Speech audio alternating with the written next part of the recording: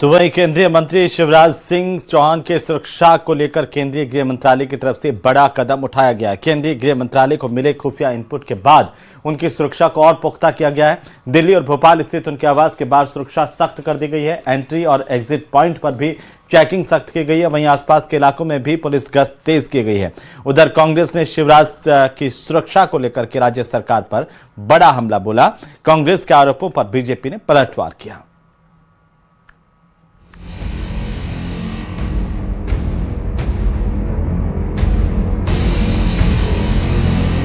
केंद्रीय मंत्री शिवराज सिंह को कैसा खतरा? अचानक गृह मंत्रालय क्यों हुआ अलर्ट?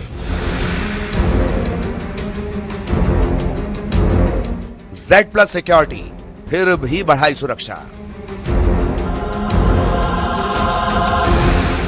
मध्य प्रदेश के पूर्व मुख्यमंत्री और मौजूदा केंद्रीय कृषि मंत्री शिवराज सिंह चौहान की सुरक्षा व्यवस्था को लेकर सरकार ने बड़ा कदम उठाया। केंद्रीय गृह मंत्रालय को मिले खुफिया इनपुट के बाद उनकी सुरक्षा को और पुख्ता कर दिया गया है। बताया जा रहा है कि इनपुट मिलते ही देर रात दिल्ली और भोपाल स्थित उनके आवास पर सुरक्षा बढ़ाने के निर्देश जारी किए गए। इसके बाद सुरक्षा एजेंसियों ने तुरंत कार्रवाई शुरू कर दी है। राजधानी भोपाल स्थित उनके आवास के आसपास बैरिकेडिंग बढ़ा दी गई है। एंट्री और एग्जिट पॉइंट पर चेकिंग सख्त कर दी गई है। वहीं आसपास के इलाकों में पुलिस गश्त भी तेज कर दी गई है। केंद्रीय कृषि मंत्री और मध्य प्रदेश के 4 बार मुख्यमंत्री रहे शिवराज सिंह चौहान के बंगले की सुरक्षा व्यवस्था बढ़ा दी गई। इस वक्त मैं उनके 74 बंगले स्थित आवास B8 पर मौजूद हूं। आप देख सकते हैं कि यहां पर सुरक्षा व्यवस्था बढ़ा दी गई है और इसके पीछे का कारण है कि गृह विभाग की तरफ से इनपुट्स जो मिले थे उसके आधार पर सुरक्षा व्यवस्था बढ़ाई गई है। आमतौर पर उनके घर के बाहर इस तरह की बैरिकेडिंग देखने को नहीं मिलती थी। जब कोई बड़ा प्रदर्शन आदि होती थी तब इस समय की बैरिकेडिंग देखने को मिलती थी, लेकिन जिस तरीके से गृह मंत्रालय की तरफ से इनपुट जारी किए गए कि उनकी अतिरिक्त सुरक्षा दी जाए। आपको बता दें कि केंद्रीय मंत्री शिवराज सिंह चौहान को पहले से ही Z+ श्रेणी की सुरक्षा मिली हुई है। इसको देश में सबसे ऊंची सुरक्षा श्रेणियों में माना जाता है। Z+ सुरक्षा के तहत 55 सुरक्षा कर्मी तैनात होते हैं। इसमें NSG कमांडो भी तैनात रहते हैं। ताजा खुफिया इनपुट के आधार पर बढ़ाई गई सुरक्षा। दिल्ली और भोपाल पुलिस को दिए गए निर्देश केंद्रीय गृह मंत्रालय की ओर से निर्देश दिए गए हैं। जिस तरीके से गृह मंत्रालय के जो इनपुट्स मिले उसके बाद अब उनके घर की सुरक्षा व्यवस्था बढ़ाई गई है। तो आप तस्वीरों में भी देखेंगे कि यहाँ पर न केवल सामान्य पुलिस फोर्स बल्कि VDDS की टीम भी यहाँ पर जो है वो तैनात की गई है। तो निश्चित तौर पर एक बड़ा इनपुट जो है कहीं ना कहीं गृह मंत्रालय की तरफ से मिला होगा, जिसके चलते ये जो सुरक्षा व्यवस्था है उनकी बढ़ाई गई है। केंद्रीय मंत्री की सुरक्षा बढ़ाए जाने पर कांग्रेस ने राज्य सरकार पर निशाना साधा। कांग्रेस का आरोप है कि राज्य सरकार शिवराज सिंह को सुरक्षा नहीं दे पा रही है, इसीलिए केंद्र सरकार को हस्तक्षेप करना पड़ रहा है। उधर कांग्रेस के आरोपों पर बीजेपी ने पलटवार किया है।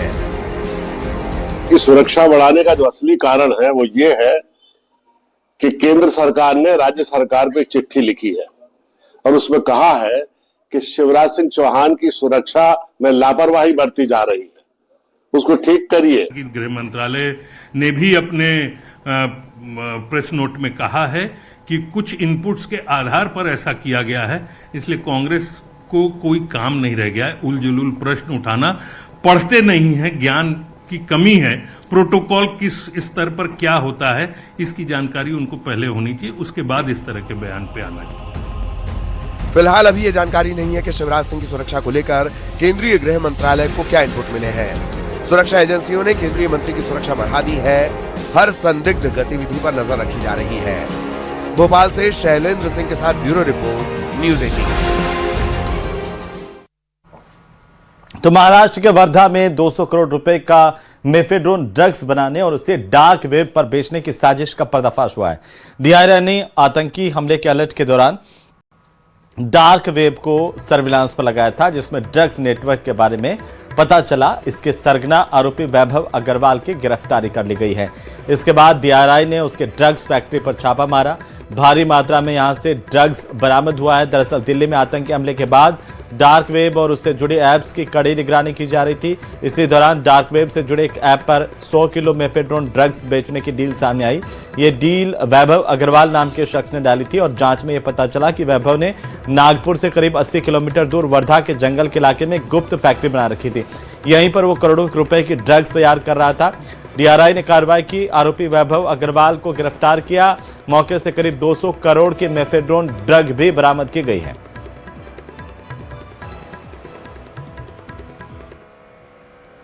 कारंजा शहर से लगभग 5 किलोमीटर दूर वीराने में जंगल से लगे हुए इलाके में बना हुआ है ये ड्रग्स का कारखाना, और इस कारखाने में पिछले 2 महीने से सैकड़ों करोड़ों की ड्रग्स बन रही थी। इस कारखाने से डीआरआई ने 192 करोड़ रुपए की 128 किलो मेफेड्रोन ड्रग्स जब्त की है। इस कारखाने को फिलहाल सील कर दिया गया है। इस कारखाने को कारंजा का रहने वाला वैभव अग्रवाल अपने 2 कर्मचारियों के साथ चला रहा था, और 2 महीने पहले उसने इस जगह पर ये कारखाना बनाया था। आप इस जगह को ठीक तरीके से देखिए, यहाँ पर एक बाउंड्री वॉल बनाई गई है, लगभग 7 से 8 फीट ऊंची ये बाउंड्री वॉल है, जिससे अंदर क्या चल रहा है ये देख ना पाए। बाउंड्री वॉल बनाकर उस पर ग्रीन नेट लगा दी गई है, ताकि किसी भी व्यक्ति को ये पता न चले कि अंदर क्या चल रहा है।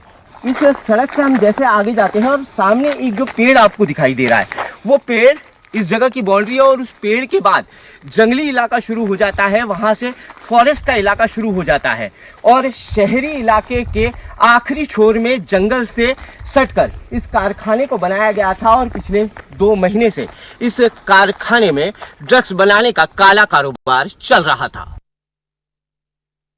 मेफेड्रोन ड्रग्स को प्लांट के लिए सिंथेसाइज किया गया था, तो कमर्शियल वे पे इसको सिंथेसाइज किया गया।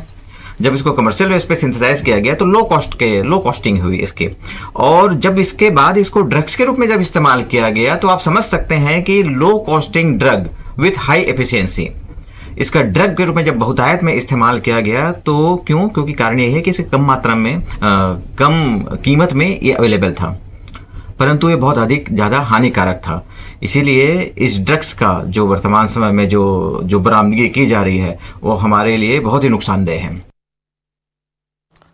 तो अब बात एआई की करेंगे। अब हर कोई आज एआई का अपनी सहूलियत के मुताबिक इस्तेमाल कर रहा है, लेकिन ये एआई आपके दिमाग को सुस्त कर सकता है। ये एआई आपकी सोचने और समझने की क्षमता को भी कम कर सकता है। विशेषज्ञों का ये कहना है, ये दावा है कि अगर इसी रफ्तार से लोग एआई का इस्तेमाल करते रहे तो एक समय ऐसा भी आएगा जब लोगों की याद करने की क्षमता प्रभावित होगी, कम हो जाएगी। रिपोर्ट देखिए।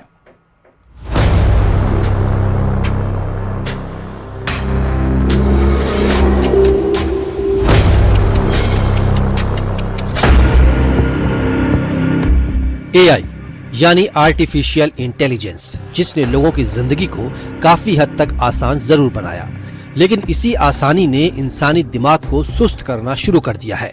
मोबाइल और एआई ऐप्स पर हर सवाल का जवाब मिलने से लोग खुद याद रखने और सोचने की आदत भूलते जा रहे हैं। विशेषज्ञ मानते हैं कि यह आदत खास तौर पर बच्चों और युवाओं के मानसिक विकास के लिए खतरनाक साबित हो सकती है। समय बीतने के साथ अगर इस पर बाद में स्टडी की जाएगी तो अगर हम किसी चीज बहुत ज्यादा डिपेंडेंट हैं तो हमारी सोच समझ, क्रिटिकल जो अपना डिसीजन लेना है, त्वरित बुद्धि और सोचने संबंधी की बुद्धि में इसका प्रभावित करने के पूरे चांस मुझे नजर आते हैं। एक्सपर्ट भी मानते हैं कि एआई पर बढ़ती निर्भरता से पढ़ाई का तरीका बदल रहा है। होमवर्क से लेकर प्रोजेक्ट तक छात्र खुद सोचने की बजाय तैयार जवाबों पर निर्भर हो रहे हैं। इसका असर न सिर्फ परीक्षा परिणामों पर बल्कि भविष्य की जिम्मेदारियों को समझने की क्षमता पर भी पड़ सकता है। अब चूंकि यह भी एक नशे जैसा है, जिसमें एक बार नशे का स्वाद लग गया तो उस पर आदमी जाता है, किसी का कहना नहीं मानता है, तो रेडीमेड चीजें मिल रहा है तो स्टूडेंट हो या जो भी संबंधित आदमी इसमें काम कर रहा है उसको लगता है कि मुझे फटाफट काम मिल जाए, मेरे पास बहुत काम है, जबकि काम है कि नहीं है वही जानता है कितना काम है उसके पास।